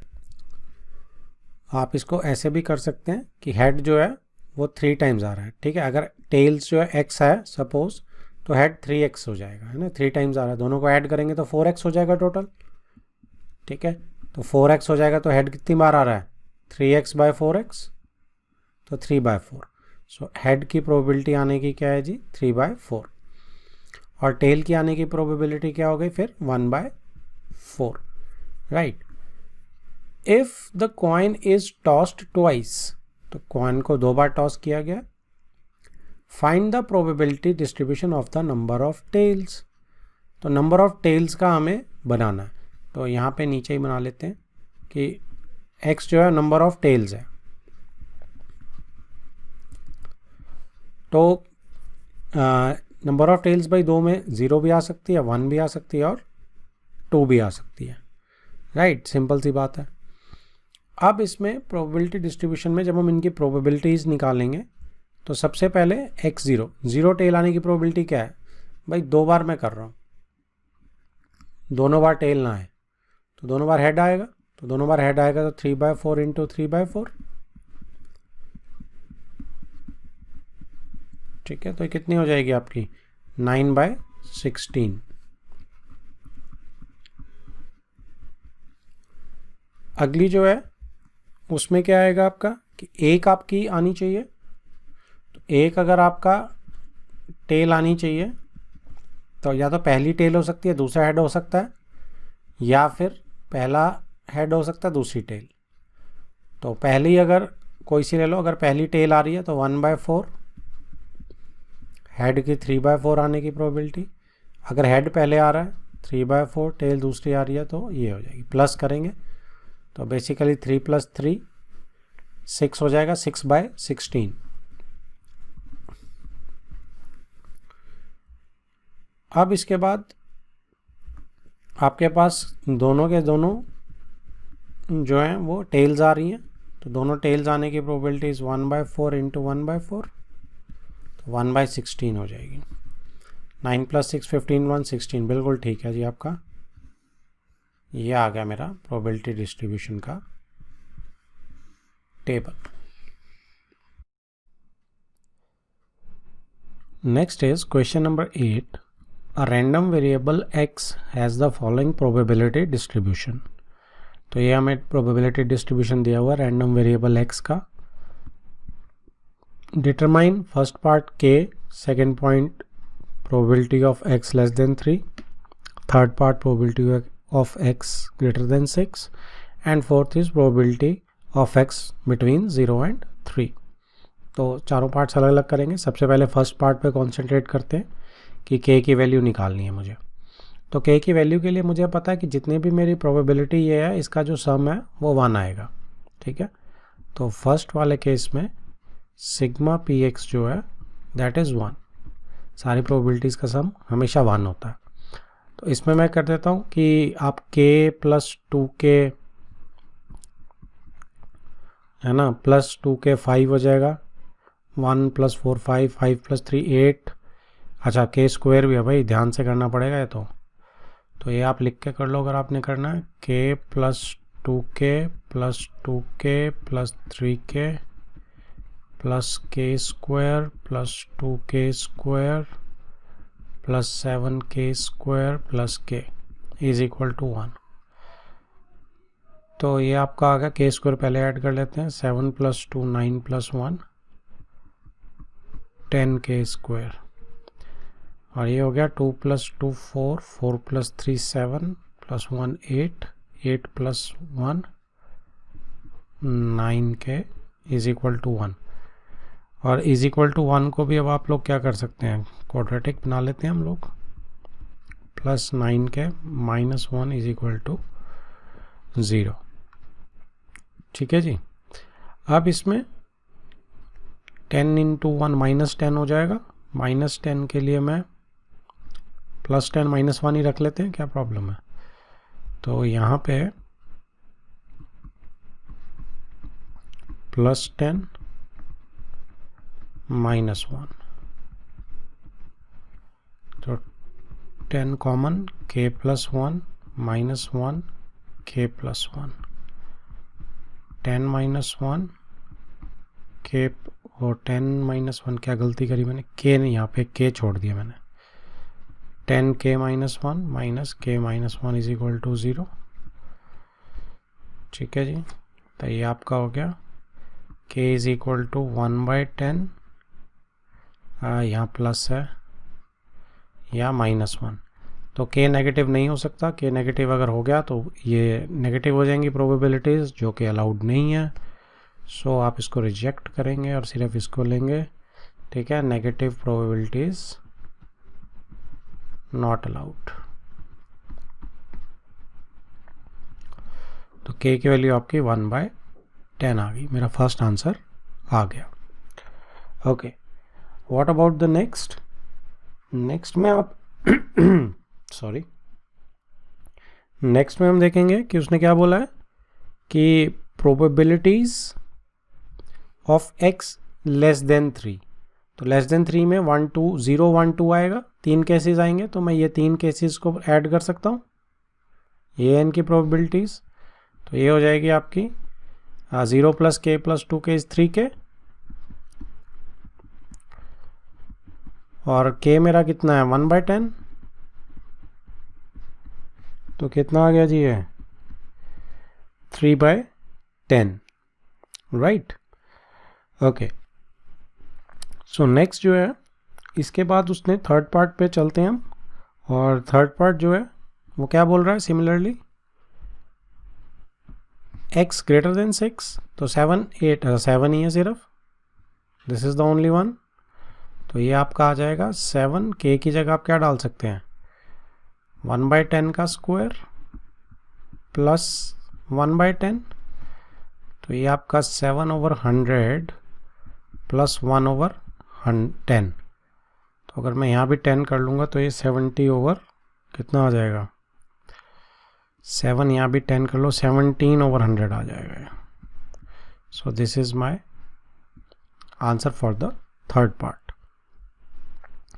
Next last is my fourth part, 0 और 3 के बीच में। तो 0 और 3 के बीच में 1 और 2 आती हैं वैल्यूज़, तो k प्लस 2k हो जाएगा। अगेन ये भी 3/10 ही आएगा क्योंकि 3k ही हो जाएगा, दिस इज ऑल्सो 3k। ठीक है, सो ये भी 3/10 आ जाएगा। Done. Next is 9th question. The random variable x has a probability distribution px of the following form, where k is some number. तो random variable x का probability distribution का ये function दिया हुआ है, ठीक है, px की फॉर्म में, फंक्शन की फॉर्म में। a part is determine the value of k and b part is find px less than 2, px less than equal to 2 and px greater than equal to 2। तो ये एक ही part में 3 हैं ये अलग अलग, राइट।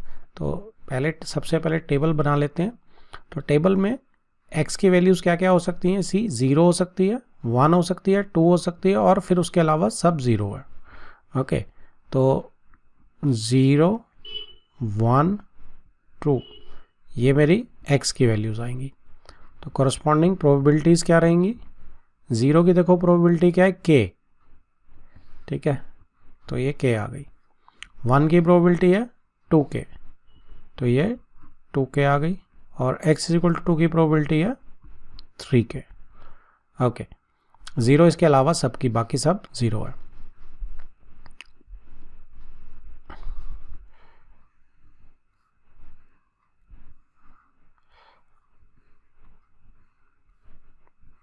चलो जी, ये हमारा टेबल बन गया।